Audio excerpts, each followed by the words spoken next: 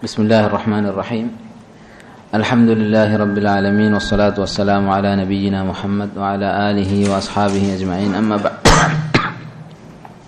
قال شيخ الإسلام محمد بن عبد الوهاب رحمه الله باب تفسير التوحيد وشهادة أن لا إله إلا الله تفسير التوحيد وشهادة أن لا إله إلا الله കഴിഞ്ഞ അധ്യായങ്ങളിൽ തൗഹീദിൻ്റെ ഫദലിനെ കുറിച്ച് അതുപോലെ തൗഹീദ് കൊണ്ട് അല്ലാഹു തആല പാപങ്ങൾ പൊറുക്കും എന്നതിനെക്കുറിച്ച് തൗഹീദ് പൂർത്തിയാക്കിയ ഒരാൾ വിചാരണയില്ലാതെ സ്വർഗത്തിൽ പ്രവേശിക്കും, അതുപോലെ തന്നെ തൗഹീദ് നഷ്ടപ്പെട്ടു പോകുമോ ശിർക്കിൽപ്പെട്ടു പോകുമോ എന്ന ഭയം ഖൗഫ് ഉണ്ടായിരിക്കണം എന്നതിനെക്കുറിച്ച് തൗഹീദിലേക്കുള്ള ദഅവത്തിനെക്കുറിച്ച് ഒക്കെ നമ്മൾ വായിച്ചു.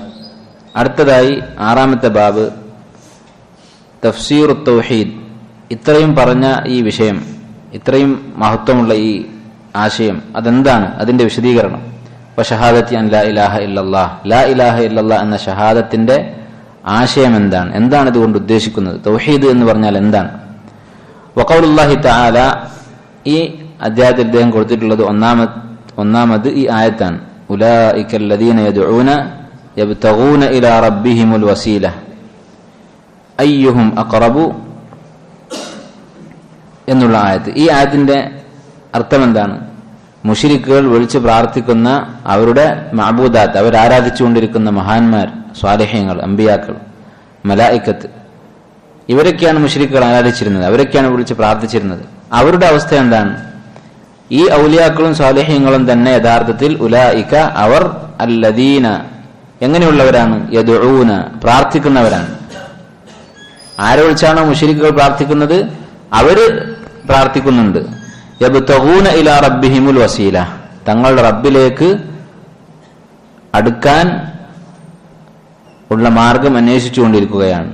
അയ്യുഹും അഖറബ്, അവരിൽ ആരാണ് അള്ളാഹുവിനോട് കൂടുതൽ അടുത്തത് എന്ന് അവരന്വേഷിച്ചു കൊണ്ടിരിക്കുകയാണ്, അതിനുവേണ്ടി പരിശ്രമിച്ചുകൊണ്ടിരിക്കുകയാണ്. വഖൗലുഹു, അതുപോലെ തന്നെ അല്ലാഹു തആല പറഞ്ഞു, വഇദ് ഖാല ഇബ്രാഹീമു ലിഅബീഹി വഖൗമിഹി, ഇബ്രാഹിം അലൈഹിസ്സലാം തന്റെ പിതാവിനോടും ഖൗമിനോടും പറഞ്ഞ സന്ദർഭം എന്താണ് പറഞ്ഞത്? ഇന്നനി ബറാഉം മിമ്മാ തഅബുദൂൻ, നിങ്ങൾ ആരാധിച്ചുകൊണ്ടിരിക്കുന്നവയിൽ നിന്ന് ഞാൻ മുക്തനാകുന്നു, നിങ്ങളുടെ ആരാധ്യ വസ്തുക്കളുമായി എനിക്ക് ബന്ധമില്ല. ഇല്ലല്ലദീ ഫതറനി ഫഇന്നഹു സയഹ്ദീൻ, എന്നെ സൃഷ്ടിച്ചവനൊഴികെ അവൻ എനിക്ക് സന്മാർഗം കാണിച്ചു തരും. വഖൗലുഹു, അതുപോലെ തന്നെ അല്ലാഹു തആല പറഞ്ഞു, ഇത്തഖദൂ അഹ്ബാറഹും വറുഹ്ബാനഹും അർബാബൻ മിൻ ദൂനില്ലാഹ്, അഹ്ലുൽ കിതാബ് യഹൂദികളും നസ്രാനികളും അവർ തങ്ങളുടെ പുരോഹിതന്മാരെ അള്ളാഹുവിന് പുറമെ റബ്ബുകളാക്കിയിരിക്കുന്നു. ഈ ആയത്തുകളുടെ ആശയം, അതിൽ നിന്ന് ഉൾക്കൊള്ളാവുന്ന ഫായിദകൾ നമ്മൾ ഇനി പറയും ഇൻഷാ അല്ലാഹ്. വഖൗലുഹു തആല, അതുപോലെ തന്നെ അല്ലാഹു തആല പറഞ്ഞു, വമിനൻ നാസി മൻ യത്തഖിദു മിൻ ദൂനില്ലാഹി അൻദാദ, ജനങ്ങളിൽ ചിലർ അള്ളാഹുവിന് പുറമെ സമന്മാരെ സ്വീകരിച്ചിരിക്കുന്നു, പങ്കാളികളെ സ്വീകരിച്ചിരിക്കുന്നു.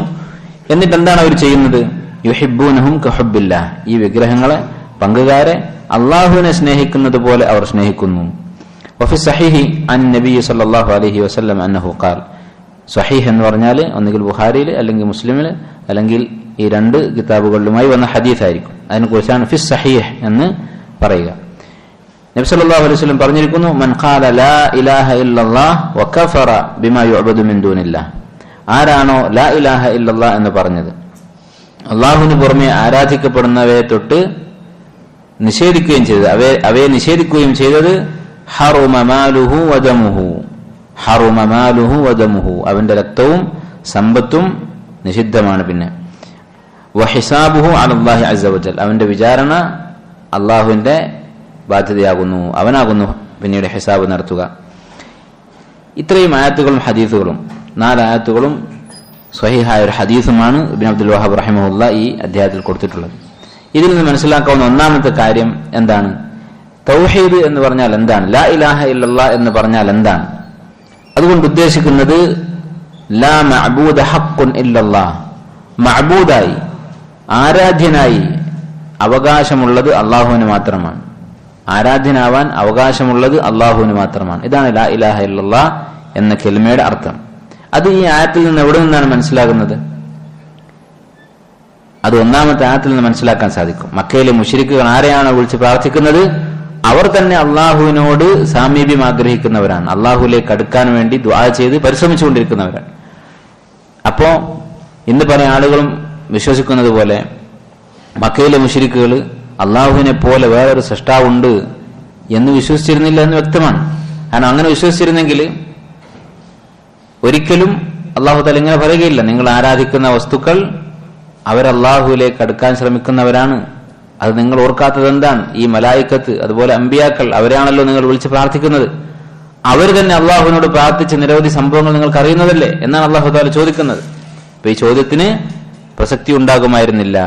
എങ്ങനെയാണെങ്കിൽ അവരാരാധിക്കുന്നത് അള്ളാഹുവിനെ പോലെ വേറെ റബ്ബുകളുണ്ട് എന്ന് വിശ്വസിച്ചുകൊണ്ടായിരുന്നെങ്കിൽ ഈ ചോദ്യത്തിന് പ്രസക്തിയില്ല. അപ്പൊ അള്ളാഹു സുബ്ഹാനഹു വ തആല അവനാണ് റബ്ബ്, അവനാണ് ഖാലിഖ് എന്ന് വിശ്വസിച്ചത് കൊണ്ട് തൗഹീദായില്ല. നേരെ മറിച്ച് അവനെ മാത്രമായിരിക്കണം ആരാധിക്കുന്നത്, അവനോട് മാത്രമായിരിക്കണം ദുആ ചെയ്യുന്നത്. അതാണ് തൗഹീദിന്റെ അർത്ഥം എന്ന് ഇതിൽ നിന്ന് മനസ്സിലാക്കാം. അതുപോലെ തന്നെ രണ്ടാമതായി ഈ ആയത്തിൽ നിന്ന് മനസ്സിലാക്കാവുന്ന കാര്യം, അള്ളാഹുവിന്റെ സ്വാലിഹീങ്ങളായ അടിമകൾ അവർ അള്ളാഹുവിനോടാണ് അവരുടെ എല്ലാ ആവശ്യങ്ങളും ഉന്നയിക്കുക. കാരണം നമുക്കറിയാം മക്കയിലെ മുശ്രിക്കുകൾ വിളിച്ച് പ്രാർത്ഥിച്ചിരുന്നത് സ്വാലിഹീങ്ങളായ ആളുകളായിരുന്നു, ഔലിയാക്കളെയായിരുന്നു. ലാത്ത എന്ന് പറയുന്നത് അവർക്ക് ഹജ്ജിന് സേവനം ചെയ്തിരുന്ന ഒരാളായിരുന്നു, ഹാജിമാർക്ക് വെള്ളം കൊടുത്തിരുന്ന ഒരു നല്ല മനുഷ്യനായിരുന്നു. അദ്ദേഹം മരണപ്പെട്ടപ്പോൾ അദ്ദേഹത്തെ വിളിച്ച് അവർ പ്രാർത്ഥിക്കാനും ആരാധിക്കാനും തുടങ്ങി. അപ്പൊ ഇങ്ങനെയുള്ള സ്വാലിഹീങ്ങളായ ആളുകളെ കുറിച്ച്, അതുപോലെ അമ്പിയാക്കളെ അവർ വിളിച്ച് പ്രാർത്ഥിച്ചിരുന്നു. ഈസാ അലൈഹിസ്സലാം, അതുപോലെ ഉസൈർ അലൈഹിസ്സലാം, ഇവരൊക്കെ യഹൂദികളും നസ്രാനികളും വിളിച്ച് പ്രാർത്ഥിച്ചിരുന്നു. അപ്പൊ ഇങ്ങനെയുള്ള അമ്പിയാക്കൾ, സ്വാലിഹീങ്ങൾ, ഔലിയാക്കൾ, ഇവരൊക്കെ അവരുടെ സ്വഭാവം എന്താണ്? അവരുടെ എല്ലാ ആവശ്യങ്ങളും അള്ളാഹുവിനോടാണ് അവർ പറയുന്നത്. അതും ഈ ആയത്തിൽ നമുക്ക് മനസ്സിലാക്കാം. യബ്തഗൂന ഇലാ റബ്ബിഹിമുൽ വസീല, അവർ അള്ളാഹുവിനോട് പ്രാർത്ഥിക്കും. യദ്ഊന യബ്തഗൂന ഇലാ റബ്ബിഹിമുൽ വസീല, അള്ളാഹുവിനോടാണ് ദുആ ചെയ്യുക, അള്ളാഹുലേക്ക് അടുക്കാനുള്ള മാർഗങ്ങളെല്ലാം അവർ സ്വീകരിക്കുകയും ചെയ്യുമായിരുന്നു. അതുപോലെ തന്നെ സ്വാലിഹീങ്ങളായ ആളുകളെ വിളിച്ച് പ്രാർത്ഥിച്ചിട്ട് ഞാൻ ശിർക്ക് ചെയ്യുന്നില്ല, ഞാൻ വിളിക്കുന്നത് മുശ്രിക്കുകളെ പോലെ അള്ളാഹുവിന് ഇഷ്ടമില്ലാത്ത ആളുകളെല്ലാം ഞാൻ വിളിക്കുന്നത്, അതേമറിച്ച് അള്ളാഹുവിന് ഇഷ്ടപ്പെട്ട ആളുകളെയാണ് ഞാൻ വിളിക്കുന്നത് എന്ന് പറയുന്ന ആളുകളുണ്ട്. അവർക്കുള്ളൊരു മറുപടി ഈ ആയത്തിലുണ്ട്. കാരണം എന്താണ്? അള്ളാഹു സുബ്ഹാനഹു വ തആല തന്നെ പറയാൻ മക്ക മുശ്രിക്കുകളോട്, നിങ്ങൾ ആരാധിക്കുന്നവർ നല്ല ആൾക്കാരാണ്, മോശക്കാരായതുകൊണ്ടല്ല അള്ളാഹു സുബ്ഹാനഹു വ തആല അവരെ മുശ്രിക്കുകൾ എന്ന് വിളിച്ചതും അവരെ കാഫിറാക്കിയതും. ഇന്ന് പല ആളുകളും ഇതേ വാദമാണ് പറയുന്നത്, മക്ക മുശ്രിക്കുകളുടെ അതേ വാദം. എന്താണ്? നിങ്ങൾ എന്താണ് മുഹീദ്ദീൻ ഷെയ്ഖിനെ വിളിച്ച് പ്രാർത്ഥിക്കുന്നതെന്ന് ചോദിച്ചാൽ, മുഹീദ്ദീൻ ഷെയ്ഖ് അള്ളാഹുവിന് ഇഷ്ടപ്പെട്ട ആളല്ലേ? മുഹീദ്ദീൻ ഷെയ്ഖ് അള്ളാഹുവിന് ഇഷ്ടപ്പെട്ട ആളാണ്. അതിനേക്കാൾ അള്ളാഹുവിന് ഇഷ്ടപ്പെട്ട ആളുകളാണ് അമ്പിയാക്കൾ. ഈസാ അലൈഹിസ്സലാം, മറിയം അലൈഹിസ്സലാം, അവരൊക്കെ സ്വർഗത്തിലാണ് എന്ന് ഉറപ്പ് കിട്ടിയിട്ടുള്ള ആളുകളാണ്. മുഹീദ്ദീൻ ഷെയ്ഖിന്റെ കാര്യത്തിൽ അങ്ങനെ ഉറപ്പില്ല. അദ്ദേഹം ഒരു ആലിമാണ്, മഹാനാണ്, അള്ളാഹു അദ്ദേഹത്തിന് നമുക്കൊക്കെ സ്വർഗം നൽകട്ടെ. പക്ഷേ ഉറപ്പുള്ള ഈ സ്വാലിഹീങ്ങളായ ആളുകൾ, അവരെ വിളിച്ച് പ്രാർത്ഥിക്കുന്നതിനെ അള്ളാഹു തആല ഇവിടെ എതിർത്തിട്ടുണ്ട്. അപ്പൊ ഞാൻ പ്രാർത്ഥിക്കുന്നത്, സഹായം തേടുന്നത് ഒരു സ്വാലിഹിനോടാണ്, നല്ല മനുഷ്യനോടാണ് എന്ന് പറയുന്നതിൽ കഴമ്പില്ല എന്ന് ഈ ആയത്തിൽ നിന്ന് മനസ്സിലാക്കാം. അതുപോലെ തന്നെ ഈ ആയത്തിൽ നിന്ന് മനസ്സിലാക്കാവുന്ന മറ്റൊരു കാര്യം, തൗഹീദിന്റെ വിഷയത്തിൽ ഒരാളുടെ തൗഹീദ് പൂർത്തിയാകണമെങ്കിൽ ഷിർക്കിനോടുള്ള വിരോധം, ഷിർക്കിൽ നിന്നുള്ള ബറാഅത്ത് ആവശ്യമാണ്, അല്ലെങ്കിൽ അവന്റെ തൗഹീദ് പൂർത്തിയാവുകയില്ല. ഒരാൾ പറയാൻ, ഞാൻ അള്ളാഹിനെ മാത്രമേ വിളിച്ച് പ്രാർത്ഥിക്കുകയുള്ളൂ, അള്ളാഹുവിനെ മാത്രമേ ഞാൻ ആരാധിക്കുകയുള്ളൂ, ഇബാദത്ത് ചെയ്യുകയുള്ളൂ.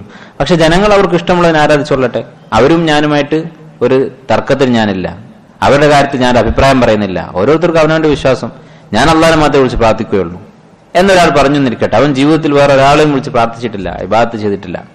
പക്ഷെ മറ്റൊരാളുടെ കാര്യത്തിൽ എന്തിനാണ് ഞാൻ തലയിടുന്നത്? ഓരോരുത്തർക്കും അവനവന്റെ മതം എന്നൊരാൾ പറഞ്ഞാലോ, അവൻ മുസ്ലിമല്ല, അവൻ തെറ്റുപറ്റി എന്നല്ല പറയുന്നത്, അവൻ പിന്നെ മുസ്ലിമല്ല.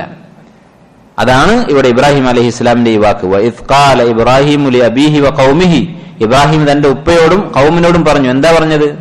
നിങ്ങൾ ആരാധിക്കുന്നത് ആരാധിച്ചോ, ഞാൻ ആരാധിക്കുന്നത് ഞാനും ആരാധിച്ചോളാം എന്നല്ല പറഞ്ഞത്. ഇന്നനി ബറാഉം മിമ്മ തഅബുദൂൻ, നിങ്ങൾ ആരെയാണോ ആരാധിക്കുന്നത് ആ ആരാധ്യ വസ്തുക്കൾ ഞാനും തമ്മിൽ യാതൊരു ബന്ധവുമില്ല. ഇല്ലല്ലദീ ഫതറനി, എന്നെ സൃഷ്ടിച്ചവനൊഴികെ. കാരണം അള്ളാഹിനെ ആരാധിക്കുന്നുണ്ട് മുശ്രിക്കുകൾ, അവർ മുശ്രിക്കാണല്ലോ, അള്ളാഹുവും അള്ളാഹു അല്ലാത്തവർ രണ്ടിനെയും അവർ ആരാധിക്കുന്നുണ്ട്. അപ്പൊ അതിൽ നിന്ന് അള്ളാഹിനെ മാത്രം ഒഴിവാക്കി ബാക്കിയുള്ളവരും ഞാൻ തമ്മിൽ യാതൊരു ബന്ധവുമില്ല. ഇല്ലല്ലദീ ഫതറനി, എന്നെ സൃഷ്ടിച്ചവനൊഴികെ ഫഇന്നഹു സയഹ്ദീൻ, അവൻ എനിക്ക് ഹിദായത്ത് നൽകുന്നവനാണ്, അവനോട് ഞാൻ എപ്പോഴും കടപ്പെട്ടവനാണ്. അപ്പോ ഒരാളുടെ തൗഹീദ് പൂർത്തിയാക്കണമെങ്കിൽ എന്ത് വേണം? അൽ കുഫ്റു ബിത്താഗൂത്ത്, താഗൂത്തുകളെ നിഷേധിക്കണം. നമ്മൾ ജീവിക്കുന്ന നാട്ടിൽ ആളുകൾ എന്തൊക്കെ വസ്തുക്കൾ ആരാധിക്കുന്നുണ്ടോ അതുമായിട്ടൊന്നും എനിക്ക് ബന്ധമില്ല എന്ന് അവൻ വ്യക്തമാക്കണം. വ്യക്തമാക്കുക എന്ന് പറഞ്ഞാൽ എന്താ? ആരാധിക്കുന്ന ആളുകളോട് പോയിട്ട് നേരിട്ട് പറയണോ? നേരിട്ട് പറയണമെന്നില്ല. പക്ഷെ നമ്മൾ ഇവയൊന്നും ആരാധിക്കുന്നില്ല, ആരാധിക്കുന്നത് ബാത്തിലാണ്, അബദ്ധമാണ് എന്ന് വാദിക്കുന്നുണ്ട് എന്ന് അവരറിയണം. നേരിട്ട് പോയി പറഞ്ഞിട്ടില്ലെങ്കിലും നമ്മളെ കുറിച്ച് അവരറിയണം. ഇവൻ ഇതിനൊക്കെ എതിരാണ്, ഷിർക്കിനെതിരാണ് എന്ന കാര്യം മുശ്രിക്കുകൾ അറിയണം. ഇല്ലെങ്കിൽ നമ്മുടെ തൗഹീദ് പൂർത്തിയല്ല എന്ന് ഇതിൽ നിന്ന് മനസ്സിലാക്കാം.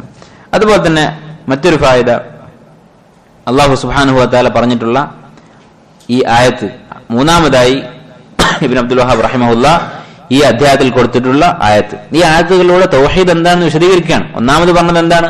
തൗഹീദ് എന്ന് പറഞ്ഞാൽ അള്ളാഹ് മാത്രമുള്ള റബ്ബ് എന്ന് വിശ്വസിക്കലല്ല. ഞാൻ വിളിച്ചു പ്രാർത്ഥിക്കുന്നത് സ്വാലിഹ്യങ്ങളെയാണ് എന്ന് പറഞ്ഞാൽ തൗഹീദ് ശരിയാവില്ല. അത് ഒന്നാമത്തെ ആയത്തിൽ മനസ്സിലായി. രണ്ടാമത്തെ ആയത്തിൽ നിന്ന് അള്ളാഹിനെ മാത്രം വിളിച്ചു പ്രാർത്ഥിച്ചാലും ഷിർക്കുമായി ഉള്ള ബന്ധം വിച്ഛേദിക്കുന്നത് വരെ അവന്റെ തൗഹീദ് പൂർത്തിയായിട്ടില്ല എന്ന് മനസ്സിലായി. ഇനി അടുത്ത ആയത്തിൽ, മൂന്നാമത്തെ ആയത്തിൽ അദ്ദേഹം പറയുന്നത് എന്താണ്? ഇത്തഖദു അഹ്ബാറഹും വറുഹ്ബാനഹും അർബാബൻ മിൻ ദൂനില്ലാഹ്. അവരെന്ത് ചെയ്തു? അഹ്ലുൽ കിതാബിനെ കുറിച്ചാണ് പറയുന്നത്. അവര് അവരുടെ അഹ്ബാറിനെയും റുഹ്ബാനെയും റബ്ബുകളാക്കി. അഹ്ബാർ എന്ന് പറഞ്ഞാൽ ഹിബ്ർ എന്നുള്ളതിന്റെ ജമാണ്.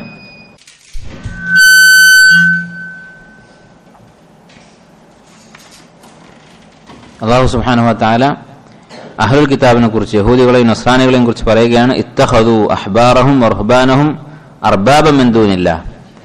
അവർ അവരുടെ പണ്ഡിതന്മാരെയും അതുപോലെ തന്നെ ഉബാദുകളായി, അള്ളാഹുവിനെ ഇബാദത്ത് ചെയ്തുകൊണ്ട് ജീവിക്കുന്ന ആബിദീങ്ങളായ ആളുകളെയും എന്താക്കി? റബ്ബുകളാക്കി മാറ്റി. ഈ ആയത്തിന്റെ പരിഭാഷ സാധാരണ പറയാറുള്ളത് പണ്ഡിതന്മാരെയും പുരോഹിതന്മാരെയും. പണ്ഡിതന്മാരും പുരോഹിതന്മാരും എന്താ വ്യത്യാസം? അള്ളാഹു അല്ല, എനിക്കറിയില്ല. ഇത് രണ്ടും ഒരേ വർഗം തന്നെയാണ്. ഇൽമുള്ള ആളുകൾ, അതാണ് പണ്ഡിതന്മാര്. പുരോഹിതന്മാരെന്നുള്ള വാക്ക് ആ ഇൽമ് ദുരുപയോഗം ചെയ്യുന്ന ആളുകളെ കുറിച്ച് പറയുന്നതാണ്. പക്ഷെ ഈ വാക്കിന്റെ യഥാർത്ഥ അർത്ഥം ഹിബ്ർ എന്ന് പറഞ്ഞാൽ ആലിം എന്നാണ് അർത്ഥം. റാഹിബ് എന്ന് പറഞ്ഞാൽ ആബിദ്, കൂടുതൽ ഇൽമില്ലെങ്കിലും ഇബാദത്തിൽ മുഴുകി ജീവിക്കുന്ന ആൾക്കാണ് റാഹിബ് എന്ന് പറയുന്നത്. ആബിദ് എന്നുള്ള അർത്ഥം. റാഹിബിന്റെ ജമാണ് റുഹ്ബാൻ, ഹിബ്റിന്റെ ജമാണ് അഹ്ബാർ. അപ്പോൾ അഹ്ലുൽ കിതാബിൽ നമുക്കറിയാം യഹൂദികളും നസ്രാനികളുമാണ് അഹ്ലുൽ കിതാബ് എന്ന് പറയുന്നത്. യഹൂദികളുടെ കൂട്ടത്തിൽ അഹ്ബാറുകളായിരുന്നു കൂടുതൽ, അറിവുള്ള ആളുകൾ കൂടുതലായിരുന്നു, ഇൽമ് ഉണ്ടായിരുന്നു. അതുകൊണ്ടാണ് അള്ളാഹു അവരെ കുറിച്ച് ഗൈറുൽ മഗ്ദൂബി അലൈഹിം, അൽ മഗ്ദൂബു അലൈഹിം എന്നാണ് അവരെ വിളിച്ചത്. അള്ളാഹുവിന്റെ കോപം കിട്ടിയ ആളുകൾ, അള്ളാഹു കോപിച്ചവർ. അള്ളാഹു കോപിക്കാനുള്ള കാരണം ഇൽമുണ്ടായിട്ട് അവർ അമൽ ചെയ്തില്ല. എന്നാൽ നസ്രാനികളുടെ കൂട്ടത്തിൽ റുഹ്ബാൻ ആയിരുന്നു കൂടുതൽ, അവരുടെ കൂട്ടത്തിൽ സന്യാസം സ്വീകരിച്ച ആളുകളായിരുന്നു കൂടുതൽ. വറഹ്ബാനിയ്യതൻ ഇബ്തദഊഹാ മാ കതബ്നാഹാ അലൈഹിം ഇല്ലാ ഇബ്തിഗാഅ റിദ്വാനില്ലാഹി. അള്ളാഹുവിന്റെ തൃപ്തിക്ക് വേണ്ടി അള്ളാഹു തആല കൽപ്പിക്കാത്ത ഒരു കാര്യം, വിവാഹ ജീവിതം നമുക്ക് ഒഴിവാക്കി സന്യാസ ജീവിതം നയിക്കാനുള്ള തീരുമാനമെടുത്തു അവർ എന്ന് അള്ളാഹു തആല അവരെ കുറിച്ച് പറഞ്ഞിട്ടുണ്ട്. അപ്പൊ യഹൂദികളും നസ്രാനികളും എന്തു ചെയ്തു? അവരുടെ ഈ പണ്ഡിതന്മാരെയും ഈ ആബിദീങ്ങളെയും അവർ റബ്ബുകളാക്കി മാറ്റി. ഇവിടെ റബ്ബുകളാക്കി മാറ്റി എന്നതിന്റെ ഉദ്ദേശം എന്താണ്? നബി സല്ലല്ലാഹു അലൈഹി വസല്ലമയോട് ഒരു സഹാബി പറഞ്ഞു, ഞങ്ങൾ അവരെ ഇലാഹുകളാക്കിയിട്ടില്ലല്ലോ, ഞങ്ങൾ അള്ളാഹുവിനെ തന്നെ ആയിരുന്നല്ലോ വിളിച്ച് പ്രാർത്ഥിക്കാറുള്ളത്. ഇസ്ലാം സ്വീകരിച്ച അഹൽ കിതാബുകാരനായിരുന്ന ഒരു സഹാബി. നബി സല്ലല്ലാഹു അലൈഹി വസല്ലം പറഞ്ഞു, അവർ ഹലാലാക്കിയത് നിങ്ങൾ ഹലാലാക്കുമായിരുന്നില്ലേ? അവരൊരു കാര്യം ഹറാം എന്ന് പറഞ്ഞാൽ അത് ഹറാമാണ് എന്ന് നിങ്ങൾ വിശ്വസിക്കുമായിരുന്നില്ലേ? അതാണ് ഇവിടെ ഉദ്ദേശിച്ചത് എന്ന് നബി സല്ലല്ലാഹു അലൈഹി വസല്ലം വിശദീകരിച്ചു കൊടുത്തു. അപ്പോൾ സഹാബത്ത് അവരുടെ ഒരു രീതിയാണ്, അവർക്ക് എന്തെങ്കിലും ഒരു ഇഷ്കാലുണ്ടായാൽ അത് നബി സല്ലല്ലാഹു അലൈഹി വസല്ലം ചോദിക്കും. ഉലമാക്കൾ പറഞ്ഞിട്ടുണ്ട്, സഹാബത്തിന്റെ ജീവിതത്തിൽ അവർ നബി സല്ലല്ലാഹു അലൈഹി വസല്ലമയോട് പല ചോദ്യങ്ങളും ചോദിച്ചതായി കാണാൻ സാധിക്കും. രണ്ട് നസ്സുകൾ തമ്മിൽ, രണ്ട് പ്രമാണങ്ങൾ തമ്മിൽ ഒരു വൈരുദ്ധ്യം തോന്നിയാൽ, വൈരുദ്ധ്യം ഉണ്ടാവുകയില്ല ഒരിക്കലും, അങ്ങനെ ഒരു വൈരുദ്ധ്യം തോന്നിയാൽ നബി സല്ലല്ലാഹു അലൈഹി വസല്ലമയോട് അവർ ചോദിക്കുമായിരുന്നു. ഒരു ഹദീസ് പറയുമ്പോൾ മുമ്പ് നിങ്ങൾ ഇങ്ങനെ പറഞ്ഞിട്ടില്ലേ എന്ന് അവർ ചോദിക്കും. അല്ലെങ്കിൽ ഒരു ഹദീസ് പറയുമ്പോൾ ഒരു ആയത്ത് ഇങ്ങനെ ഇല്ലേ എന്ന് പല സഹാബിമാരും നബി സല്ലല്ലാഹു അലൈഹി വസല്ലം ചോദിച്ചതായി കാണാൻ സാധിക്കും. പക്ഷെ ഒരിക്കലും ഒരു സഹാബി ഒരു ആയത്തോ ഹദീസോ കേൾക്കുമ്പോൾ ഇത് ബുദ്ധിക്കെതിരാണല്ലോ എന്നൊരു ചോദ്യം ചോദിച്ചതായി എവിടെയും കാണാൻ സാധിക്കില്ല. അത് മുനാഫിക്കുകളുടെ സ്വഭാവമാണ്, കാഫിറുകളുടെ സ്വഭാവമാണ്, ഒരു മുഅ്മിന്റെ സ്വഭാവമല്ല. കാരണം ബുദ്ധി അവിടെ വെച്ചിട്ടാണ് നമ്മൾ ഖുർആനും സുന്നത്തും അതിൽ നമ്മൾ വിശ്വസിച്ചിട്ടുള്ളത്. അതാണ് ഇസ്ലാം എന്നുള്ള വാക്കിന്റെ അർത്ഥം. നമ്മൾ കീഴൊതുങ്ങിയിരിക്കുന്നു അള്ളാഹുവിനും അവന്റെ റസൂലിനും. അതുകൊണ്ട് ഒരു സഹാബി, നിങ്ങൾ സഹീഹോ ദഈഫോ ആയ കഥ പോലും കേൾക്കാൻ സാധിക്കുകയില്ല. ഒരു സഹാബി നബി സല്ലല്ലാഹു അലൈഹി വസല്ലമയോട് വന്നിട്ട് നിങ്ങൾ പറഞ്ഞ ഈ ഹദീസ് അല്ലെങ്കിൽ ഖുർആനിലെ ഇന്ന ആയത്ത് ഇത് ബുദ്ധിക്ക് യോജിക്കുന്നില്ലല്ലോ എന്നൊരു ചോദ്യം എവിടെയും കാണാൻ സാധിക്കുകയില്ല. അത് അവർക്ക് ബുദ്ധിയില്ലാഞ്ഞിട്ടല്ല, നേരെ മറിച്ച് ബുദ്ധി അതിന്റെ പരിധി എന്താണെന്ന് അറിയാനുള്ള ബുദ്ധി അവർക്കുണ്ടായിരുന്നു. അതുകൊണ്ടാണ് അങ്ങനെ സംഭവിച്ചത്. അപ്പൊ ഏതായിരുന്നാലും നബി സല്ലല്ലാഹു അലൈഹി വസല്ലം ഈ കാര്യം വിശദീകരിച്ചു കൊടുത്തു. അവരെ ആരാധിച്ചു അല്ലെങ്കിൽ അവരെ റബ്ബാക്കി എന്ന് പറഞ്ഞപ്പോ ഞങ്ങൾ യഹൂദിയായിരുന്ന കാലത്ത് അല്ലെങ്കിൽ നസ്രാനിയായിരുന്ന കാലത്തും പണ്ഡിതന്മാരെ ആരാധിച്ചിട്ടൊന്നും ഇല്ലല്ലോ, അവരെ വിളിച്ച് പ്രാർത്ഥിച്ചിട്ടില്ലല്ലോ എന്ന് ഈ സ്വഹാബി ചോദിച്ചു. അപ്പോഴാണ് നബി സല്ലല്ലാഹു അലൈഹി വസല്ലം വിശദീകരിച്ചു കൊടുത്തത്, അവർ ഹലാലാക്കിയ കാര്യങ്ങൾ നിങ്ങൾ ഹലാലാക്കും, അവർ ഹറാമാക്കിയത് ഹറാമാക്കും, അതാണ് ഇബാദത്ത് എന്നുകൊണ്ട് ഉദ്ദേശിച്ചത്. അപ്പൊ എന്ത് മനസ്സിലാക്കാം? തൗഹീദ് എന്ന് പറഞ്ഞാൽ വിശാലമാണ് എന്ന് ആയത്തിൽ നിന്ന് മനസ്സിലാക്കാം. തൗഹീദ് എന്ന് പറഞ്ഞാൽ ദുആ മാത്രമല്ല, നേരെ മറിച്ച് ഹലാലും ഹറാമും തീരുമാനിക്കാനുള്ള അധികാരം അത് അള്ളാഹുവിന്റെ അധികാരമാണ്. തശ്രീഅ് എന്നാണ് അതിന് പറയാ. അം ലഹും ശുറകാഉ ശറഉ മിനദ്ദീനി മാ ലം യഅദൻ ബിഹില്ലാ. അള്ളാഹു അനുവദിക്കാതെ, അള്ളാഹുവിന്റെ അനുവാദം കൂടാതെ ഹലാലും ഹറാമും ഒക്കെ തീരുമാനിക്കാൻ വല്ല പങ്കാളികളും അവർക്കുണ്ടോ എന്ന് അള്ളാഹു തആല ചോദിച്ചിട്ടുണ്ട്. അപ്പൊ അള്ളാഹുവിനുള്ള ഹക്കുകളാണ് സുജൂദ്, അതുപോലെ ഖിയാം, അതുപോലെ തന്നെ ദുആ, നസ്ർ, നേർച്ച, ബലികർമ്മം, ദബ്ഹ്, ഇങ്ങനെ അള്ളാഹുവിന്റെ ഹക്കുകളായ കാര്യങ്ങളിൽ പെട്ടതാണ് തശ്രീഅ് എന്നുള്ളത്. നിയമമുണ്ടാക്കുക, നിയമനിർമ്മാണം നടത്തുക എന്നുള്ളത്. അത് ഒരു മനുഷ്യനും ഒരു സഭക്കും ഒരു കമ്മിറ്റിക്കും അതിന് അധികാരമില്ല. എന്നാൽ അള്ളാഹു തആല മനുഷ്യന് സ്വാതന്ത്ര്യം കൊടുത്തിട്ടുള്ള മേഖലകളുണ്ട്. അതിനെക്കുറിച്ചല്ല ചർച്ച. അതിനെക്കുറിച്ച് മനുഷ്യർക്കിടയിൽ ഒരു ചർച്ച ഉണ്ടാകാറില്ല. അതെന്താണ്? അത് കാലത്തിനനുസരിച്ച് മാറും. ഉദാഹരണത്തിന് റോഡിൽ വലതുവശത്തൂടെ നടക്കണോ ഇടതുവശത്തൂടെ നടക്കണോ, ഇത് അള്ളാഹു തആല ശറഅയിൽ നിയമം ഇറക്കിയിട്ടില്ല അതിനെക്കുറിച്ച്. നേരെ മറിച്ച് അള്ളാഹുവിന്റെ ശരീഅത്ത് ഉള്ള വിഷയങ്ങൾ, ആ ശരീഅത്ത് വിശാലമാണ്. ശരീഅത്ത് ഇബാദത്തുകൾ മാത്രമല്ല, ഇബാദത്താവട്ടെ, കച്ചവടമാകട്ടെ, വിവാഹമാകട്ടെ, തൊലാഖാവട്ടെ, ഇങ്ങനെ ശരീഅത്തിന്റെ നിയമങ്ങൾ വന്നിട്ടുള്ള മേഖലകളിൽ ആ വിഷയങ്ങളിൽ മാറ്റം വരുത്താനോ പുതിയൊരു നിയമം കൊണ്ടുവരാനോ മനുഷ്യന് അള്ളാഹു അവകാശം കൊടുത്തിട്ടില്ല. ആ അവകാശം ഒരാൾക്ക് വകവെച്ചു കൊടുത്താൽ അവൻ അതോടുകൂടി മുശ്രിക്കായി. അങ്ങനെയുള്ള അവകാശം ഒരാൾക്ക് വകവെച്ചു കൊടുത്താൽ അവൻ മുശ്രിക്കായി. കാരണം അള്ളാഹുവിന്റെ തശ്രീഅ് എന്ന് പറയുന്ന ഹക്കിൽ അവൻ പങ്കു ചേർത്തിരിക്കുന്നു. അൽ ഹാക്കിം എന്ന അള്ളാഹുവിന്റെ ഇസ്മിൽ അവൻ പങ്കു ചേർത്തിരിക്കുന്നു. അതുകൊണ്ട് തന്നെ അത് ശിർക്കാവും. എന്നാൽ ഇതിലൊരു വിശദീകരണമുണ്ട്.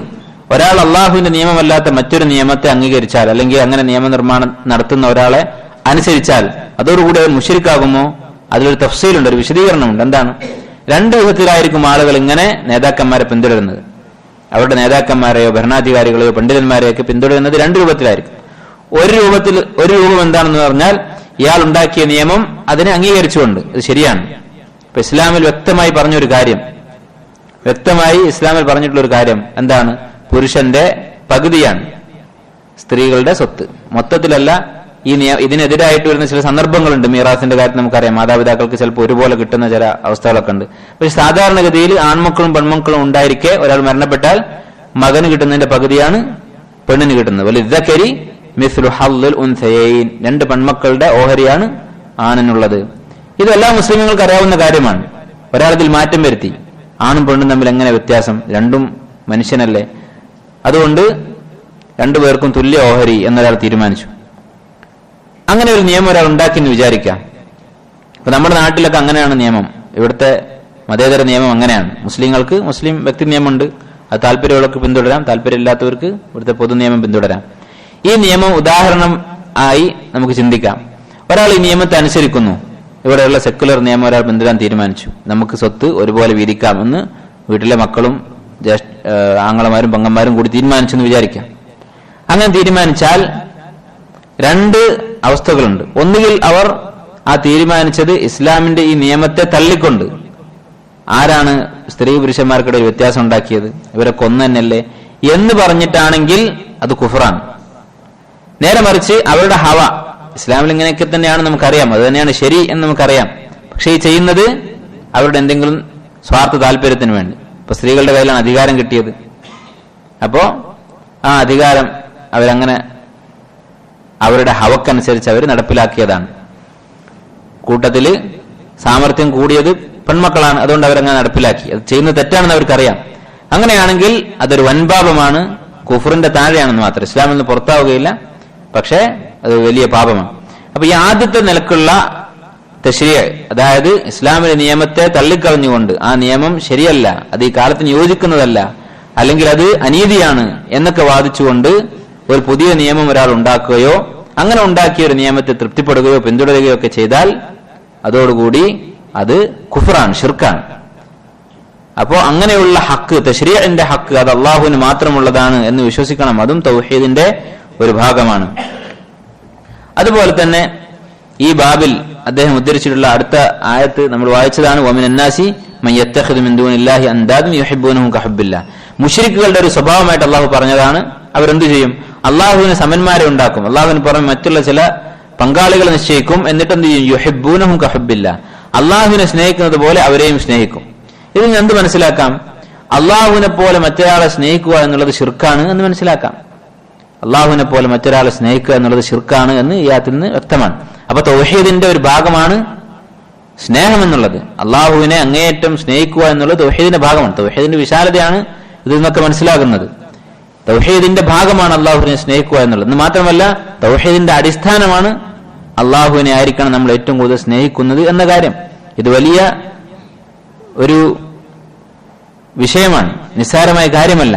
നമ്മുടെ മനസ്സിലുള്ള ഹുബ്ബ് ആരോടാണ് ഏറ്റവും കൂടുതൽ എന്നുള്ളത് വളരെ നിർണായകമായ ഒരു കാര്യമാണ്. കാരണം ഇബ്നു തൈമിയ്യ റഹിമഹുല്ലാഹു തആല പറയുന്ന ഒരു കാര്യമുണ്ട്, ഒരാളുടെ മനസ്സിലുള്ള ഹുബ്ബാണ് മുഹർരിക്. മുഹർരിക് എന്ന് പറഞ്ഞാൽ എഞ്ചിൻ എന്നുള്ളതിന് ഇപ്പൊ അറബിയിൽ മുഹർരിക് എന്ന് ഉപയോഗിക്കാം. ഒരാളുടെ എഞ്ചിനാണ്, അവനെ പ്രവർത്തിപ്പിക്കുന്ന അടിസ്ഥാനമാണ് ഹുബ്ബ് എന്ന് പറയുന്നത്. എന്തിനോടാണോ നിങ്ങൾക്ക് സ്നേഹം അതിനനുസരിച്ചായിരിക്കും നിങ്ങൾ പ്രവർത്തിക്കുക. ഒരാൾക്കും നിങ്ങൾ നന്നാക്കാൻ സാധിക്കുകയില്ല. നിങ്ങളുടെ മനസ്സിലെ ഹുബ്ബ് അതിൽ മാറ്റം വരാതെ നിങ്ങളുടെ പ്രവൃത്തികൾ മാറുകയില്ല. അത് വളരെ അംഗീകരിക്കപ്പെട്ട ഒരു കാര്യമാണ്. അപ്പൊ ഹുബ്ബ് എന്തിനോടാണോ അതനുസരിച്ചായിരിക്കും നമ്മുടെ സ്വഭാവം, അതനുസരിച്ചായിരിക്കും നിങ്ങളുടെ പെരുമാറ്റം. അപ്പൊ ഏറ്റവും വലിയ ഹുബ്ബ് അള്ളാഹുവിനോടായിരിക്കണം. അത് തൗഹീദിന്റെ ഭാഗമാണ്. അങ്ങനെയല്ലാതെ അള്ളാഹുവിനെ പോലെ മറ്റു വല്ലതിനെയും ഒരാൾ സ്നേഹിക്കുന്നുണ്ടെങ്കിൽ അത് ശിർക്കാണ്. അവൻ അള്ളാഹുവിന് പങ്കാളികളെ നിശ്ചയിച്ചവനാണ് എന്നാണ് അള്ളാഹു സുബ്ഹാനഹു വ തആല ഇവിടെ പറയുന്നത്. അതുപോലെ തന്നെ ഈ ആയത്തിൽ നിന്ന് മനസ്സിലാക്കാവുന്ന മറ്റൊരു കാര്യം, മുശ്രിക്കുകൾക്ക് അള്ളാഹുവിനോട് അങ്ങേയറ്റം സ്നേഹമുണ്ടായിരുന്നു എന്ന് ഈ ആയത്തിൽ നിന്ന് മനസ്സിലാക്കാം. മുശ്രിക്കുകൾ അള്ളാഹുവിനെ സ്നേഹിക്കാത്തവരല്ല, അവർക്ക് അള്ളാഹുവിനോട് ഹുബ്ബുണ്ടായിരുന്നു. അതെങ്ങനെയാണ് ഈ ആയത്തിൽ നിന്ന് മനസ്സിലാകുന്നത്? വമിനന്നാസി മൻ യത്തഖിദു മിൻ ദൂനില്ലാഹി അൻദാദൻ. ചില മുശ്രിക്കുകൾ അള്ളാഹുവിന് സമന്മാരെ നിശ്ചയിച്ചിരിക്കുന്നു, എന്നിട്ട് അവരെന്ത് ചെയ്യും? യുഹിബ്ബൂനഹും, അവരുടെ ഈ പങ്കാളികളെ, ഈ വിഗ്രഹങ്ങളെ അല്ലെങ്കിൽ ഈ മഹാന്മാരെ അവർ സ്നേഹിക്കുന്നു. കഹുബ്ബില്ല, അള്ളാഹുവിനെ സ്നേഹിക്കുന്ന പോലെ എന്ന് പറഞ്ഞല്ലോ. അപ്പോ വളരെ അറിയപ്പെട്ട കാര്യമാണ്, ഓരോ മുശ്രിക്കും അവന്റെ ഇലാഹിനെ സ്നേഹിക്കുന്നുണ്ടെന്നുള്ള കാര്യം. ഇല്ലേ, നമ്മൾ കാണുന്നില്ല, ഞങ്ങളുടെ ഇലാഹുകളെ ആരെങ്കിലും ഉപദ്രവിച്ചാൽ, അതിനെക്കുറിച്ച് കുറ്റം പറഞ്ഞാലൊക്കെ അവരെന്ത് ചെയ്യും? അള്ളാഹിനെ തെറി പറയാൻ വരെ അവര് റെഡിയാണ്. അതുകൊണ്ടാണ് അള്ളാഹു തആല പറയുന്നത്, വലാ തസുബ്ബുൽ ലദീന യദ്ഉന മിൻ ദൂനില്ലാഹി ഫയസുബ്ബുല്ലാഹ അദ്വൻ ബിഗൈരി ഇൽം. ബിംബാരാധകരുടെ ബിംബങ്ങളെ കുറിച്ച് അവരുടെ മുമ്പിൽ വെച്ച് തെറി പറയരുത്. അവരുടെ മുമ്പിൽ വെച്ചാണ് പറയുന്നത്, അല്ലാതെ പറയുന്നതിന് കുഴപ്പമില്ല. അവരുടെ മുമ്പിൽ വെച്ച് അതിനെ കുറ്റപ്പെടുത്തരുത്. എന്തുകൊണ്ടാണ്? ഫയസുബ്ബുല്ലാഹ്, അവർ അള്ളാഹുവിനെ തിരിച്ചു തെറി പറയും. അത്രമാത്രം അവർക്ക് അവരുടെ വിഗ്രഹങ്ങളോടും അവരുടെ ആരാധ്യ വസ്തുക്കളോടും ഹുബ്ബുണ്ട്, അങ്ങേയറ്റത്തെ ഹുബ്ബുണ്ട്. അപ്പൊ അള്ളാഹു തആല ഇവിടെ പറഞ്ഞത് എന്താണ്? അള്ളാഹുവിനെ പോലെ അവർ ഈ വിഗ്രഹങ്ങളെയും ആരാധ്യ വസ്തുക്കളെയും അവർ സ്നേഹിക്കുന്നു. അപ്പൊ അള്ളാഹുവിനോട് അവർക്ക് ഹുബ്ബുണ്ട്. ഇത് വലിയൊരു ചിന്തിപ്പിക്കേണ്ട കാര്യമാണ്. മുശ്രിക്കുകളായ ആളുകൾ, നരകത്തിൽ എന്നെന്നും കഴിയുന്ന ആളുകൾ, അവർ അള്ളാഹുവിനെ സ്നേഹിക്കുന്നവരായിരുന്നു. അപ്പൊ നമ്മുടെ അവസ്ഥ എന്താണ്? നമുക്ക് അള്ളാഹുവിനോട് സ്നേഹമില്ലെങ്കിലോ? അത് ചിന്തിക്കേണ്ട ഒരു സംഗതിയാണ്. തൗഹീദിന്റെ അടിത്തറയാണ് അള്ളാഹുവിനുള്ള ഹുബ്ബ്. അതുള്ളവരായിരുന്നു മുശ്രിക്കുകൾ. പക്ഷേ അത് വേണ്ട അളവിലുണ്ടായില്ല, വേണ്ട രൂപത്തിലുണ്ടായില്ല. അവർ അള്ളാഹുവിനെ സ്നേഹിച്ചതുപോലെ മറ്റുള്ള വിഗ്രഹങ്ങളെയും അവർ ആരാധിക്കുന്ന വസ്തുക്കളെയും അവർ സ്നേഹിച്ചു. അതുകൊണ്ട് അവരുടെ ഈ ഹുബ്ബിന് വിലയില്ലാതായി. അപ്പൊ നമ്മുടെ മനസ്സിന്റെ അവസ്ഥ എന്താണ് നമ്മൾ ചിന്തിക്കണം. അതുകൊണ്ടാണ് ചില പണ്ഡിതന്മാർ പറഞ്ഞിട്ടുള്ളത്, ഇബ്നു തൈമിയ്യ റഹിമഹുല്ലാ ഒക്കെ പറഞ്ഞിട്ടുള്ളൊരു കാര്യം, ഈ പ്രേമം എന്ന് പറയുന്ന സംഗതി, ഹറാമായ രീതിയിൽ സ്ത്രീ പുരുഷന്മാർക്കിടയിൽ ഉണ്ടാകുന്ന ബന്ധങ്ങൾ, അതിന്റെ ഗൗരവം വളരെ കൂടുതലാണ്. ഇബ്നു തൈമിയ്യ പറയുന്നു, ഇങ്ങനെയുള്ള ഹറാമായ ബന്ധങ്ങൾ ഒരു പക്ഷേ അത് തുടർന്നു പോയാൽ വ്യഭിചാരത്തെക്കാളും വലിയ കുറ്റം ഈ പ്രേമത്തിനുണ്ടാകും. ചില ആൾക്കാർ ഇതിലൊക്കെ പെട്ടുപോകുന്നത് അവർക്കുള്ള ന്യായം ഇതായിരിക്കും, ഞാൻ ഹറാമായ ഒന്നും ചെയ്യുന്നില്ല, ഇസ്ലാമികമായ പ്രേമം, അങ്ങനെ നടക്കുന്ന ആൾക്കാരുണ്ട്. അതിനെ പ്രോത്സാഹിപ്പിക്കുന്ന പണ്ഡിതന്മാരെന്ന് പറയുന്ന വിഡ്ഢികളുമുണ്ട്. അവർ പറയുന്നത് എന്താണ്? അത് കുറച്ചു കാലം കഴിഞ്ഞിട്ട് കല്യാണം കഴിച്ചാൽ മതി. ഇബ്നു തൈമിയ്യ റഹിമഹുല്ലാഹ് പറയുന്നത്, ഒരു പക്ഷേ ഒരു പ്രാവശ്യം വ്യഭിചരിച്ചിട്ട് അത് അവസാനിപ്പിക്കുന്നതായിരിക്കും ഇങ്ങനെ തുടർന്ന് ഈ ഹറാമായ ബന്ധം നിലനിർത്തുന്നതിനേക്കാൾ നല്ലത്. കാരണം അവരുടെ മനസ്സിലുണ്ടാകുന്ന ഈ ഹുബ്ബ് അത് അള്ളാഹുവിനെ അർപ്പിച്ചു കളയും. അള്ളാഹുവിന്റെ ഹുബ്ബിനേക്കാളും ചിലപ്പോൾ മുകളിലേക്ക് പോകും. അങ്ങനെ സംഭവിച്ചാൽ അത് ശിർക്കാണ്. അപ്പൊ ആ ശിർക്ക് ചെയ്യുന്നവൻ ഒരു പക്ഷേ വല്ലപ്പോഴും വ്യഭിചരിച്ചിട്ടുള്ള ഒരു വ്യഭിചാരിയേക്കാളും വലിയ കുറ്റമായിരിക്കും. ആ വ്യഭിചാരിക്ക് ചിലപ്പോൾ വലിയ ഹുബ്ബൊന്നും ഉണ്ടാവില്ല. ഏതെങ്കിലും വേശ്യയുമായിട്ട് വ്യഭിചരിച്ചിട്ടുള്ള അയാൾക്ക് ആ പെണ്ണോട് വലിയ ഹുബ്ബൊന്നും ഉണ്ടാവില്ല. അത് വലിയ പാപമാണ്, എറിഞ്ഞു കൊല്ലേണ്ട പാപമാണ്. പക്ഷെ അതിലും വലിയ പാപമായിരിക്കും ചിലപ്പോ ഈ ഇസ്ലാമികം എന്ന് പറഞ്ഞിട്ടുള്ള പ്രേമത്തിനും അങ്ങനെയുള്ള കഥ പഠിപ്പിക്കുന്ന സിനിമകളും സീരിയലുകളൊക്കെ പ്രചരിപ്പിക്കുന്ന മുസ്ലിം പേരുള്ള ആളുകൾക്കും ഒക്കെ ഒരു പക്ഷെ ഉണ്ടാവുക. അള്ളാഹു നമ്മെ എല്ലാവരും കാത്തു രക്ഷിക്കട്ടെ. അപ്പൊ അള്ളാഹുവിനുള്ള ഹുബ്ബ് എന്നുള്ളത് തൗഹീദിന്റെ അടിത്തറയാണ്. അത് വലിയ അളവിലുണ്ടാകണം. നമ്മൾ നോക്കിയാൽ നമുക്ക് കാണാം, മുശ്രിക്കുകൾ ഓരോരുത്തർ അവരവരുടെ ഇലാഹുകൾക്ക് വേണ്ടിയിട്ട് മരിക്കാൻ തയ്യാറാണ്. അവരെ ആരാധിക്കുന്ന ജീവി, ആ ജീവിയെ തൊട്ടു എന്ന് പറഞ്ഞിട്ട് കുഴപ്പമുണ്ടാക്കാൻ അവർ നടക്കുന്നുണ്ട്, അതിനുവേണ്ടി ജീവൻ കളയുന്നുണ്ട്. അപ്പൊ അള്ളാഹുവിനോട് നമുക്ക് എത്ര ഹുബ്ബ് ഉണ്ടാവണം, അതിനെക്കുറിച്ച് നമ്മൾ ചിന്തിക്കണം. അതുപോലെ തന്നെ ഈ ബാബിൽ നിന്ന് മനസ്സിലാക്കാവുന്ന മറ്റൊരു കാര്യം, നബി സല്ലല്ലാഹു അലൈഹി വസല്ലം പറഞ്ഞിട്ടുള്ള ഹദീസ്, അവസാനമായി കൊടുത്തിട്ടുള്ള ഹദീസ് എന്താണ്? മൻ ഖാല ലാ ഇലാഹ ഇല്ലല്ലാഹ് വകഫറ ബിമാ യുഅബദു മിൻ ദൂനില്ലാഹ്. ആരാണോ ലാ ഇലാഹ ഇല്ലല്ലാഹ് എന്ന് പറഞ്ഞത്, അള്ളാഹുവിന് പുറമെ ആരാധിക്കുന്ന എല്ലാ വസ്തുക്കളെയും നിഷേധിക്കുകയും ചെയ്തത്, അങ്ങനെ ചെയ്താൽ ഹറുമ മാലുഹു വദമുഹു, അവന്റെ രക്തവും അവന്റെ സമ്പത്തും ഹറാമായി, പിന്നെ അവനെ തൊടാൻ പാടില്ല. വഹിസാബുഹു അലല്ലാഹി അസ്സ വജൽ, അവനെ പിന്നെ ചകഞ്ഞന്വേഷിക്കേണ്ടതില്ല, കാരണം അവന്റെ ഹിസാബ് അള്ളാഹുവാണ് നടത്തേണ്ടത് എന്ന് പറഞ്ഞു. അപ്പോ ഈ ഹദീസിൽ നിന്ന് മനസ്സിലാക്കാവുന്ന കാര്യം, ഒരാൾ തൗഹീദ് സ്വീകരിച്ചു കഴിഞ്ഞാൽ പിന്നെ അവനെ ആക്രമിക്കാൻ പാടില്ല എന്നാണ്. അതുകൊണ്ട് തന്നെ ഇവിടെ മനസ്സിലാക്കേണ്ട ഒരു കാര്യം, ഈ ഷറഹിൽ അദ്ദേഹം ഇത് എഴുതിയിട്ടുള്ള ഷാരിഹായ ഷെയ്ഖ് അബ്ദുല്ലാ അൽ ഖുസൈർ ഹഫിളഹുല്ലാഹ് അദ്ദേഹം പറയുന്നു, ഷെയ്ഖുൽ ഇസ്ലാം ഇബ്നു തൈമിയ്യ റഹിമഹുല്ലാഹ് പറഞ്ഞിട്ടുണ്ട്, ഇതിൽ നിന്ന് ഒരു കാര്യം ഒഴിവാണ്. അഥവാ തൗഹീദുള്ള ഒരാളെ പിന്നെ ഉപദ്രവിക്കാൻ പാടില്ല എന്ന് പറഞ്ഞല്ലോ, അത് നിരുപാധികം ഉള്ള നിയമമല്ല, അതിൽ ഒരു വിശദീകരണമുണ്ട്. അതെന്താണ്?